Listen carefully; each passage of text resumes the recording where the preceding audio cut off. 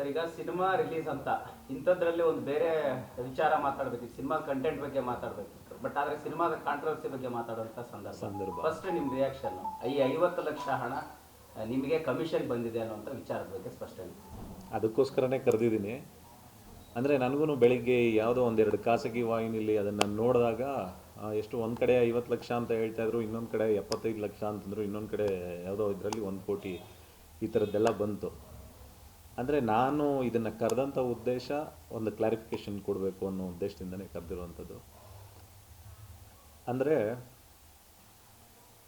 ನಮ್ಮ ಸಿನಿಮಾ ಅಂತ ಶುರುವಾದಾಗ ಎಲ್ರಿಗೂ ಒಂದು ಸಿನಿಮಾ ಅಂದರೆ ತುಂಬ ಪ್ರೀತಿ ಇರುತ್ತೆ.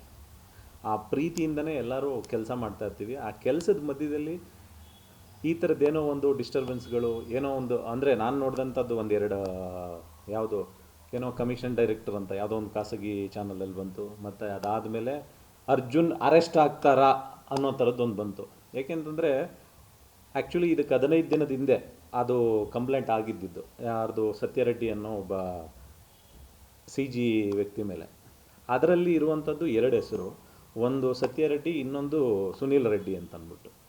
ನನ್ನ ಹೆಸರೇ ಇಲ್ಲದೆ ಇರುವಂಥ ಒಂದು FIR ಕಾಪಿನ ಹಾಕಿ ಇವತ್ತು ಬೆಳಿಗ್ಗೆ ಒಂದು 2-3 ಚಾನಲಲ್ಲಿ ಮತ್ತು ಇನ್ನೊಂದು ಯಾವುದೋ ಒಂದು ಇದು ಸಿನಿ ಬಜ್ ಅಂತ ಯಾವುದೋ ಒಂದು ಆ ಡಿಜಿಟಲ್ ಪ್ಲ್ಯಾಟ್ಫಾರ್ಮಲ್ಲಿ ತುಂಬ ಕೆಟ್ಟದಾಗೆಲ್ಲ ಬರೆದಿದ್ರು.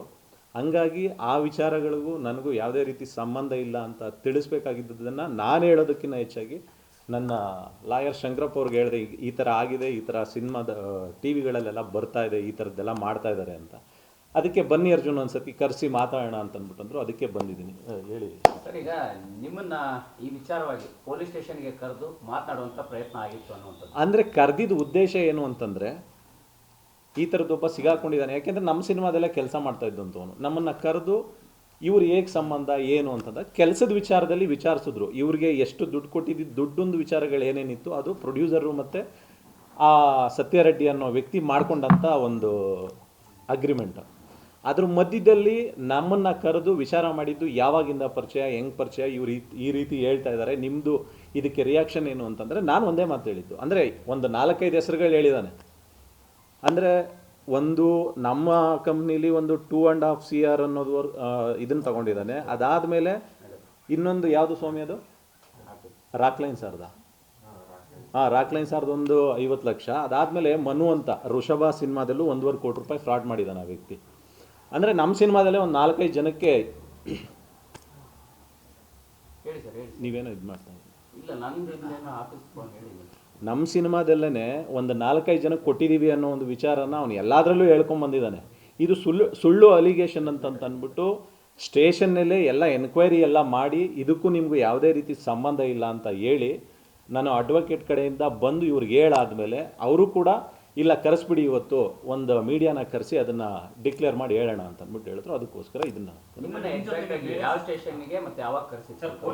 ಕರೆಸಿ ನಿಮ್ನೇನು ವಿಚಾರಣೆ ಕರೆಸಿದ್ರು ಅಥವಾ ಈ ಘಟನೆ ಬಗ್ಗೆ ಎಕ್ಸ್ಪ್ಲೇಷನ್ ಕೊಡಿ ಅಂತನೋ ಅಥವಾ ಇವ್ರಿಗೆ ಯಾರಿಗಾರು ಸಂಬಂಧ ಇದೆಯಾ ಅಂತನೋ ಅಥವಾ ನಿಮ್ಮ ಈ ಸಂಸ್ಥೆಗೆ ವಿಚಾರಣೆಗೆ ಬನ್ನಿ, ಇದೆಲ್ಲ ವಿಚಾರಣೆ ನಡೀತಾ ಇದೆ. ಅಂದರೆ ಒಂದು 4-5 ಜನ ನನ್ನನ್ನು ಕರೆದಿದ್ರು, ನನ್ನ ಅಸೋಸಿಯೇಟ್ ಸ್ವಾಮಿನ ಕರೆದಿದ್ರು, ಪ್ರವೀಣ್ ಅನ್ನೋ ವ್ಯಕ್ತಿನ ಕರೆದಿದ್ರು, ನಿರ್ಮಾಪಕರನ್ನ ಕರೆದಿದ್ರು. ಅದಾದಮೇಲೆ ಡಿಜಿಟಲ್ ಟೆರೈನ್ ಅನ್ನೋ ಕಂಪ್ನಿಲಿ ಮಾತಾಡ್ತಾ ಇದ್ದ ಇದು ಕೆಲಸ ಮಾಡ್ತಾ ಇದ್ದಂಥ ಯಾರೋ ಅವ್ರ ಹೆಸರೇನು ಮಾರುತಿ ಮತ್ತು ಲೋಕೇಶ್ ಅನ್ನೋರನ್ನ ಎಲ್ಲರನ್ನೂ ಕರೆದು ಎನ್ಕ್ವೈರಿ ಮಾಡಿದ್ದಾರೆ. ಯಾರ್ಯಾರಿಗೆ ಅವ್ನು ಕೊಟ್ಟಿದ್ದೀನಿ ಅಂತ ಹೇಳಿದಾನೋ ಎಲ್ಲರನ್ನೂ ಕರೆದು ಎನ್ಕ್ವೈರಿ ಮಾಡಿದ್ದಾರೆ. ಮತ್ತು ಕೊಟ್ಟಿರೋರು ಅದನ್ನು ಒಪ್ಕೊಂಡು ನಮ್ಗೆ ಇಷ್ಟಿಷ್ಟು ಕೊಟ್ಟಿದ್ರು ಅಂತಂದ್ಬಿಟ್ಟು ಅದನ್ನು ವಾಪಸ್ ಇದ್ರ ಏನೋ ಚೆಕ್ ಕೊಟ್ಟು ಅದನ್ನು ಕ್ಲಿಯರು ಮಾಡ್ಕೊಂಡಿದ್ದಾರೆ.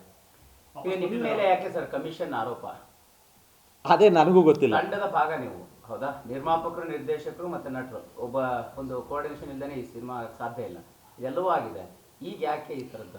ಅಂದರೆ ಇನ್ನೊಂದು ಏನಾಗುತ್ತೆ, ಇವಾಗ ಕೊಟ್ಟಿದ್ದೀವಿ ಅಂತಂದ ತಕ್ಷಣ ಏನಾದರೂ ಒಂದು ಪ್ರೂಫ್ ಅನ್ನೋದು ಒಂದು ಇರಬೇಕಲ್ವಾ. ಹೇಗೆ ಯಾಕೆಂತಂದರೆ ಅದು 10 ರೂಪಾಯಿ ಅಲ್ಲ, 1 ಲಕ್ಷ ಅಲ್ಲ, 2 ಲಕ್ಷ ಅಲ್ಲ.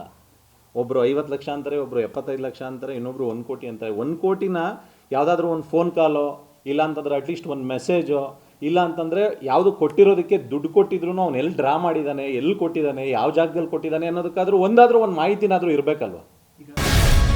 ಗ್ಯಾರಂಟಿ ನ್ಯೂಸ್, ಸುದ್ದಿ ಖಚಿತ, ನ್ಯಾಯ ನಿಶ್ಚಿತ.